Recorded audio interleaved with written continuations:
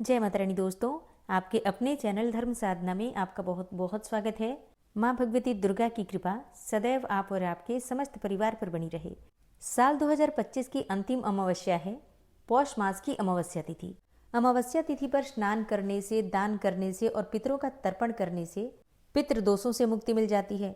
इसके अलावा अमावस्या तिथि पर माता लक्ष्मी की आराधना करने से माता लक्ष्मी प्रसन्न होती हैं और स्थायी रूप से श्री हरि विष्णु के साथ हमारे घर में वास करती हैं और इसीलिए हर महीने की अमावस्या बहुत महत्वपूर्ण होती है।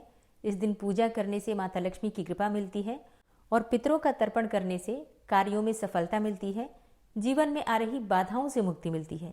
तो आज की वीडियो में आप जानेंगे कि साल 2025 की अंतिम अमावस्या पौष मास की अमावस्या कब है, अमावस्या की तिथि कब प्रारंभ हो रही है, कब समाप्त हो रही है और स्नान दान करने का शुभ मुहूर्त क्या है, पितरों के तर्पण का शुभ मुहूर्त क्या है, पीपल की पूजा कब करें और माता लक्ष्मी की आराधना कब करें। तो ये संपूर्ण जानकारी, इसके अलावा जो भी नियम होते हैं अमावस्या के, सारी जानकारी आपको आज की वीडियो में शेयर करूंगी। तो सुबह से लेकर शाम तक अमावस्या तिथि पर आपको क्या करना है, क्या नहीं करना है, ये सारी जानकारी आपको आज की वीडियो में शेयर करूंगी। इसलिए वीडियो को अंत तक ज़रूर देखिए और अगर वीडियो अच्छी लगे तो इसे लाइक भी ज़रूर कीजिएगा, क्योंकि आपके लाइक्स, आपके कमेंट्स मेरे लिए बहुत महत्वपूर्ण होते हैं। ये एकमात्र जरिया है जिनसे मुझे पता चलता है कि आपको ये वीडियो अच्छी लगती हैं और आपके लिए ये वीडियो उपयोगी है। तो अगर वीडियो अच्छी लगे तो लाइक तो ज़रूर ही किया कीजिए। तो सबसे पहले जानते हैं कि अमावस्या की तिथि कब प्रारंभ हो रही है, कब समाप्त हो रही है और पौष मास की अमावस्या कब है। तो देखिए, पौष मास की अमावस्या तिथि का प्रारंभ हो रहा है 19 दिसंबर 2025 शुक्रवार के दिन सुबह 4:59 पर और अमावस्या तिथि का समापन 20 दिसंबर को सुबह 7:12 पर होगा। तो ऐसे में अगर आप सूर्योदय कालीन अमावस्या देखते हैं तो 2 दिन की सूर्योदय कालीन अमावस्या आपको प्राप्त हो रही है, 19 दिसंबर को भी और 20 दिसंबर को भी। लेकिन पूरे दिन रात्रि की अमावस्या 19 दिसंबर 2025 को प्राप्त हो रही है। तो 19 दिसंबर 2025 को पौष मास की अमावस्या है, शुक्रवार की अमावस्या है। तो माता लक्ष्मी का प्रिय दिन है, बहुत ही श्रेष्ठ अमावस्या है। इस दिन विधि विधान से माता लक्ष्मी की आराधना करने से माता लक्ष्मी की विशेष कृपा आपको प्राप्त होगी और किसी भी प्रकार की आर्थिक तंगी अगर आपके जीवन में है तो आर्थिक तंगी से आपको मुक्ति मिल जाएगी। तो अमावस्या तिथि की संध्या काल में विधि विधान से श्री हरि विष्णु के साथ माता लक्ष्मी की आराधना करके और खीर का भोग अर्पित कीजिए और वहीं बैठकर माता लक्ष्मी के पास आपको श्री सूक्त और कनक धारा का पाठ करना है और इसके साथ ही आपको विष्णु सहस्त्र नाम का पाठ करना है।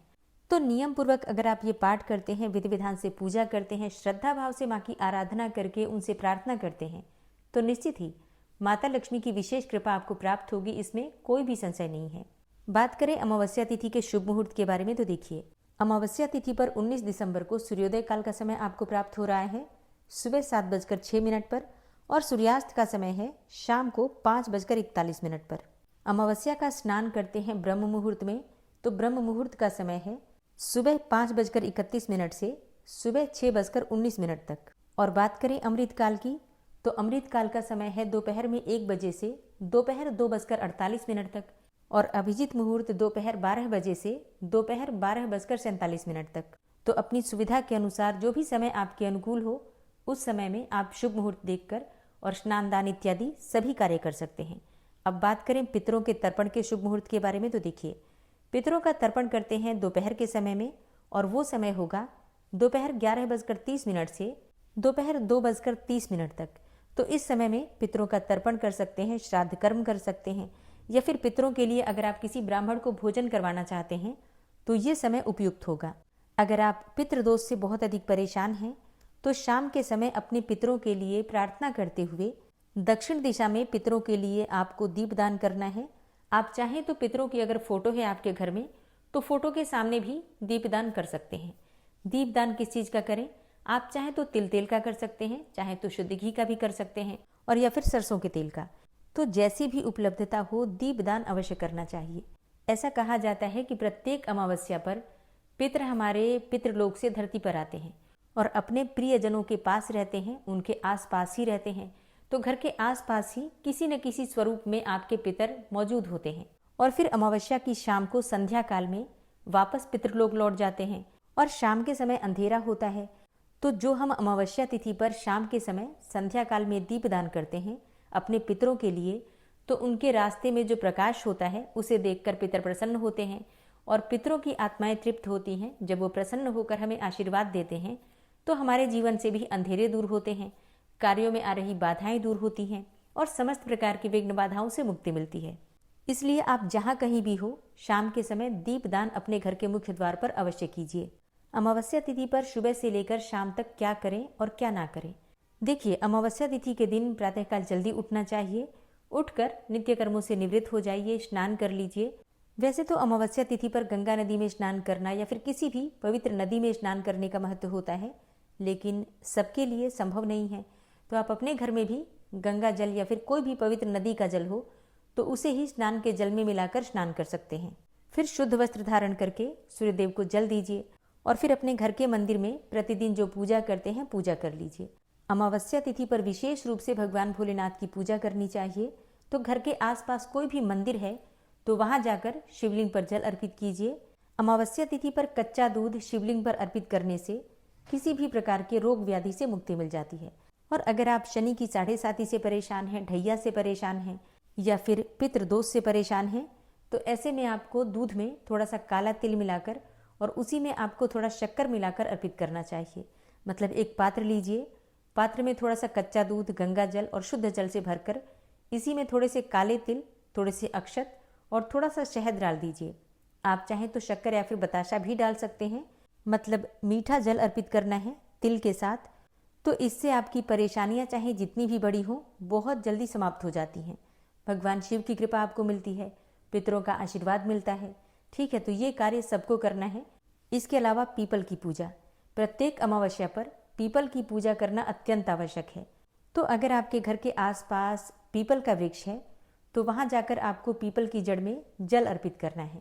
तो इसके लिए भी आपको एक पात्र में थोड़ा सा कच्चा दूध लेना है, गंगा जल लेना है और इसी को जल से भर दीजिए। फिर थोड़े से काले तिल डालकर और थोड़ा शहद या फिर शक्कर डालकर आपको मीठा जल तैयार करना है और पीपल की जड़ में अर्पित करना है, पितरों का स्मरण करते हुए। ठीक है, तो इससे पितृदोष भी समाप्त होता है और किसी भी प्रकार की राहु केतु शनि जनित पीड़ा है तो उससे भी आपको मुक्ति मिलती है। अमावस्या तिथि पर पीपल की पूजा कब करें, समय क्या होगा?